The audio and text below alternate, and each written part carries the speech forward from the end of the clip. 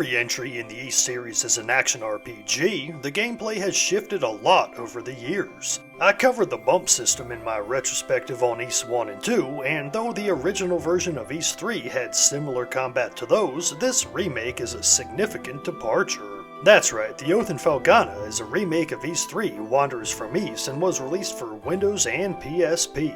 I played the latter, but footage in this video is from ballerscuba on YouTube since I still can't record from my Vita.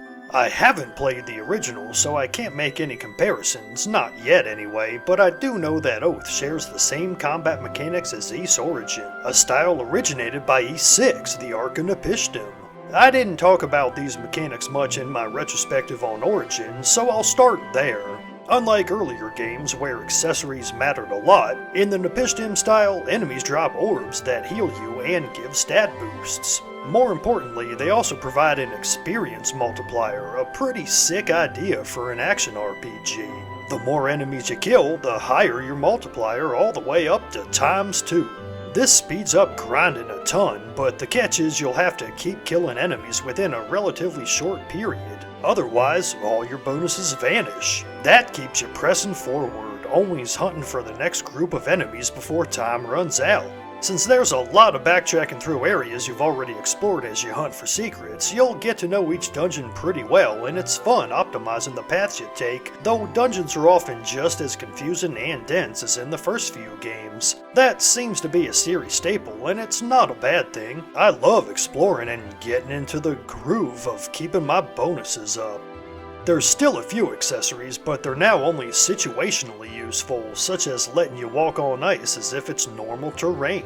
The big addition is the bracelets, which give permanent alternate attacks swappable at the touch of a button. One gives you a nifty spin move that conveniently extends your jump range, one lets you shoot fireballs from afar, and another gives you a powerful body slam. These are all fun to use, and you'll definitely need them in the later dungeons where enemies love to swarm you. From reading forums and whatnot, it seems fans consider Oath one of the hardest games in the series, but I don't know, I found the bosses much easier than those in Origin, as well as a bit less creative, and didn't struggle too much overall. It's a lot tougher than the first two games though, that's for sure. But I want to stress, if you're new to the series, don't let Ys's reputation intimidate you. You can always grind for levels, which helps a ton, and if you're into action games, there's nothing too crazy here. I've got a feeling those who call these games super difficult probably stick mostly to turn-based RPGs, in which case it's understandable. The gameplay's rock solid, no doubt, but Ys 3's world and characters also shine. Unlike Ys 1, there's only one town, with most of your time spent in dungeons, but the characters are as endearing as ever. In the first game, Adol meets a dude named Dogi, who breaks through a wall to bust them out of prison in what's become a meme to fans of the series, and gets referenced again in this one. As I understand, Adol and Dogi remain lifelong friends, with Dogi appearing in several of the later games too. Here though, he's central to the story. The inseparable pair has made their way to Dogi's hometown of Felghana, where Dogi reconnects with an old childhood friend named Elena, and learns that their town's fallen under hard times thanks to the harsh rule of Count McGuire from a nearby castle. He's been forcing the Felghanians to work for him under slave-like conditions, and monsters have started popping up all over the place, making everyone scared to leave the town limits. On top of that, Elena's brother Chester has joined McGuire's Imperial Knights and acts as the main antagonist for much of the adventure. After each dungeon, there's a bit of story and character building back in town, complete with voice acting, albeit not much. There's still tons of unvoiced lines.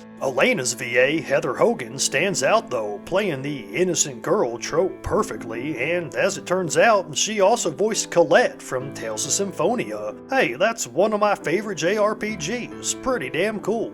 Felghana includes a weapon upgrade system that keeps you wanting to keep grinding and exploring, since you can improve your weapons and armor at the town blacksmith with gold dropped from enemies. It's a satisfying addition that helps the quest feel more like an RPG than Ys Origin did, but there's not much to it beyond that. The game also looks great, nearly on par with Origin. Don't let the platforms confuse you. While Oath was released on PSP in 2010 and Origin came to Vita in 2017, Nihon Falcom took forever to localize these games. In Japan, they were originally released on Windows only 1 year apart, way back in 2005 and 06. Time for some spoilers real quick. Here's a timestamp to skip them if you want.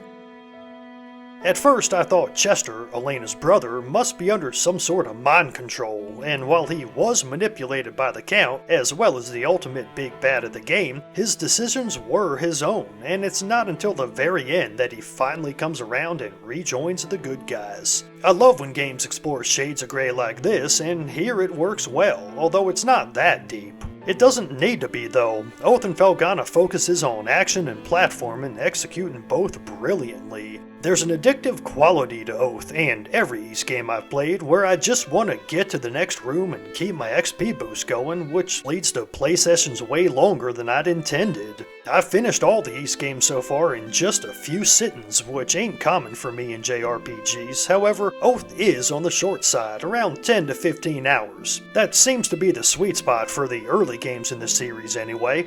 Finally, as always, the soundtrack kicks all kinds of ass, with the series staple calm orchestral compositions mashed up against blasting metal tracks. I'm not sure I'd put it above Ys 1 and 2 in terms of songwriting, but to be honest, as well as fair, it's been a while since I played both games, so I could be misremembering. These titles are packed with tunes, despite their 15 to 20 hour runtime, which I appreciate in a day where JRPGs love to repeat the same songs over and over.